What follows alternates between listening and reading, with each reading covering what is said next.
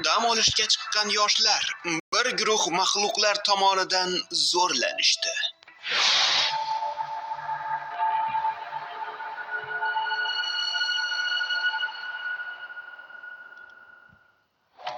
Bir guruh odamlar dahshatdan qichqirib o'rmon ichra qochishayotgan edi. Qandaydir ulkan maxluq dahshatli o'kirigi bilan ularni quvlayotgan edi. Bir-biri yiqilib tushishi bilan o'sha maxluq uni tortib ketadi va do'stlari maxluq uni shart ikkiga bo'lganligini ilojsiz kuzatishadi. Keyingi sahnada bir guruh yoshlar sayr-o sayohatga yo'lga chiqqanliklarini ko'ramiz. Bular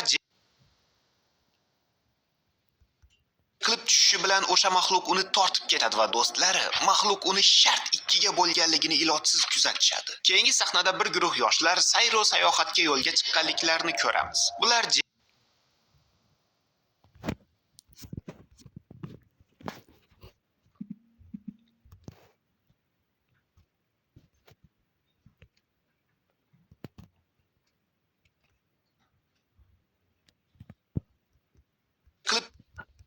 Assalomu alaykum do'stlar. Men Kinamanman va bu hayvon filmi.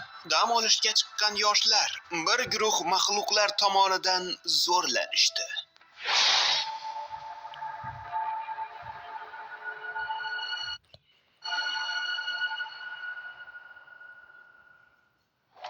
Bir guruh odamlar dahshatdan qichqirib o'rmon ichra qochishayotgan edi. Qandaydir ulkan maxluq dahshatli o'kirigi bilan ularni quvlayotgan edi. Bir-biri yiqilib tushishi bilan o'sha maxluq uni tortib ketadi va do'stlari maxluq uni shart ikkiga bo'lganligini ilojsiz kuzatishadi. Keyingi sahnada bir guruh yoshlar sayr-o sayohatga yo'lga chiqqanliklarini ko'ramiz.